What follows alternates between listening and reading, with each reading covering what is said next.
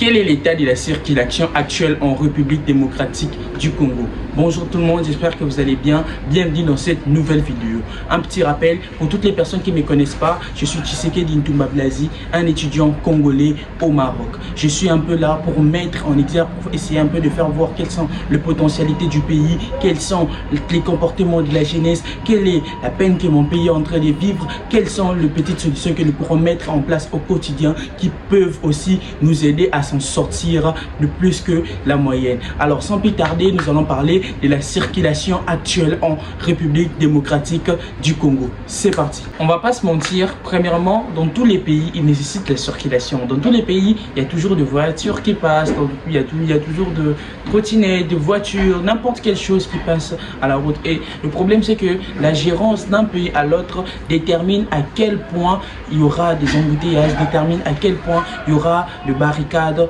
devant la route. Mais le problème, c'est qu'en République démocratique du Congo, nous rencontrons des petits problèmes que nous trouvons au quotidien et ça ne nous permet vraiment pas d'accueillir, ça ne nous permet vraiment pas de vivre pleinement de notre pays. Et c'est exactement pourquoi j'ai fait cette vidéo, pour vous montrer, pour vous aider un peu à savoir quels sont les problèmes que nous rencontrons, mais aussi quelles sont les solutions que nous pouvons appliquer et quelles sont les solutions qui sont déjà appliquées pour essayer d'aider la population de vivre de la manière la plus sociable possible. Parlant de la circulation, on parle du transport. Ce transport peut être maritime, ferroviaire, routière, peu importe. Mais ici, nous allons nous baser plus précisément dans le transport routier. Ici, en parlant de la route, on voit généralement ce qui passe. Ce sont le taxi, ce sont le moto, ce sont le bus, etc. etc. Et en fait, c'est qu'il n'y a pas une certaine communication, il n'y a pas une certaine entraidation. Les gens n'aiment pas s'entraident vraiment pas pour essayer un peu de travailler sur plusieurs problèmes qui se trouvent sur la circulation. Alors, nous allons parler de taxi premièrement. Aujourd'hui, permettez-moi d'ouvrir une parenthèse, c'est qu'il y a déjà le système de kidnapping qui a été imploré en République démocratique du Congo, mais il y a certaines personnes qui sont déjà incarcérées par rapport à ces derniers. Et alors, si vous voulez découvrir une certaine vidéo que j'ai fait par rapport à ça, juste le lien est dans la description. Vous allez aussi voir quelles sont les pratiques qu'ils ont mis en place pour qu'ils puissent entrer, pour qu'ils puissent commencer à mettre en place leurs pratiques grâce à la vidéo le lien est juste dans la description de celle-ci. En parlant des taxis, nous voyons que le taxi, c'est très important. C'est très utile pour toutes les personnes qui n'ont vraiment pas de moyens, qui sortent le matin, qui vont à leur travail. Ça nous aide un peu, ça nous accompagne dans plusieurs choses. Vous devez sortir le matin, vous devez prendre soit une moto, soit un taxi pour arriver à votre travail. Nous devons aller à l'école, nous devons faire ceci, nous devons faire cela. Et les transports, ça nous aide vraiment à accomplir plusieurs tâches. Mais c'est que ces mêmes transports que nous utilisons comme notre aide est devenu en lui-même une certaine chaîne, un certain truc qui nous aide, qui nous permet vraiment pas d'atteindre ce que nous nous sommes fixés. Par exemple, j'ai fixé le matin que non, aujourd'hui, je dois aller à telle heure et arriver à telle heure au boulot. Apprenant les taxis, tu arrives en telle heure, tu arrives ceci, tu trouves des embouteillages, tu trouves ceci, et ce qui n'est pas favorable pour notre ville. En parlant aussi des taxis, je peux ouvrir encore une grande chose, une grande parenthèse qui est le contrôle. C'est que le contrôle n'existe vraiment presque pas en République démocratique du Congo à ce qui concerne les taxis. En regardant toutes les personnes qui font partie de taximen, ce sont des personnes qui ne savent presque pas conduire, qui ont presque pas de permis, je vais en parler tout de suite d'ailleurs. Ce sont des personnes qui sont même pas légales devant la loi, qui font pas de choses qui honore vraiment la loi. Il y a une chose aussi qui est très importante à ce qui concerne le taxi, à ce qui concerne la conduite, que ce qui concerne la circulation en République démocratique du Congo. C'est que cette chose, c'est quoi? Cette chose, c'est le permis de conduire. C'est un élément très important, très très important, très capital dans la vie d'aujourd'hui. Pourquoi? Parce que aujourd'hui, si tu n'as pas la licence, normalement, tu ne dois pas conduire. Normalement, tu n'as pas été approuvé par l'autorité que tu puisses conduire. Pourquoi? Parce que cela nous permettra d'abord d'éviter beaucoup de choses. Généralement, ça nous permet d'éviter des accidents, ça nous permet d'éviter plein de choses derrière ça. Alors, mais aujourd'hui, il y a l'immensité de personnes qui conduisent sans avoir ces permis, qui se conduisent sans avoir de choses, des papiers en fait légaux qui leur donnent accès à arriver là. Et c'est pourquoi tu vas voir, il y a des embouteillages parce qu'il y a des personnes là qui ne maîtrisent même pas le code pénal. Ils ne connaissent pas quels sont le code routier, où est-ce que je dois m'égarer, où est-ce que je ne dois pas m'égarer. Ce sont ces genres de personnes qui sont en train de tuer les pays, qui sont en train de mettre un peu, de faire de casser un peu la marche des autres dans la circulation. Il y a seulement parmi le conduire. Ce permis de conduire encore, c'est un élément qui est vraiment indispensable dans la vie des humains. Ça nous aide vraiment à accomplir plusieurs choses. Aujourd'hui, en parlant du permis de conduire, nous allons voir, il y a des gens qui en ont sans pourtant passer dans les auto-écoles.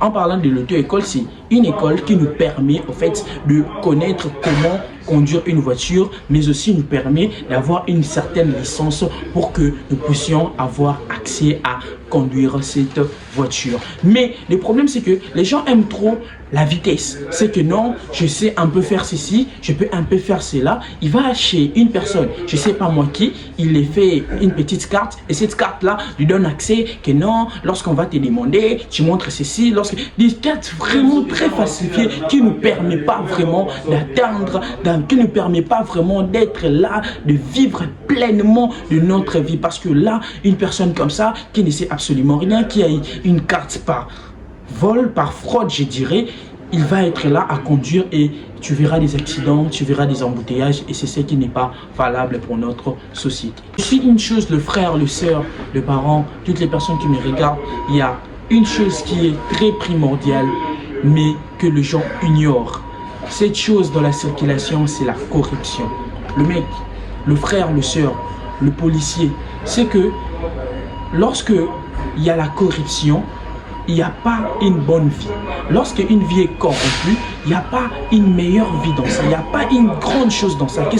Quel que soit le domaine, lorsqu'il y a seulement la corruption est tellement forte que ça peut tuer une jeunesse, ça peut tuer une vie.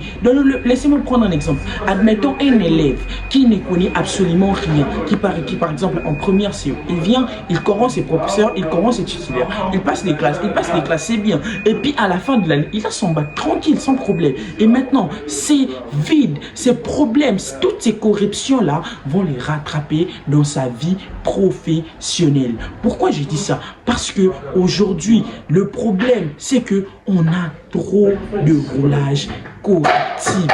On est tellement dans la corruption, on nous corrompt à tout moment et par n'importe qui. Aujourd'hui, s'il y a une personne qui est mal parquée par exemple, il y aura un roulage qui va venir. Non, on essaie un peu de faire quelque chose pour essayer de faire voir à la société que non, on est en train de faire du bon travail. Non, mais c'est que lorsqu'on incarcère cette personne, on va la porter là-bas à la place que cette personne puisse payer l'amende qui sera bénéfique non seulement pour le gouvernement, mais aussi pour eux. Ce sera cette amende qui sera dit Makubokoban. Donc tu le donnes, il prend ça, il le garde, il fait ça, donc ils sont facilement corruptibles en fait. Ce sont des gens, pendant qu'il y a des embouteillages, ils voient une personne, il les file ceci, il essaie de un peu de bouger d'autres voitures pour que la personne qui lui a donné l'argent puisse passer. Et cette pratique, c'est la pratique que le chef de l'État, Félix Antoine Tshisekedi Tshilombo, est en train de combattre à tout moment depuis le début de son mandat jusqu'à présent.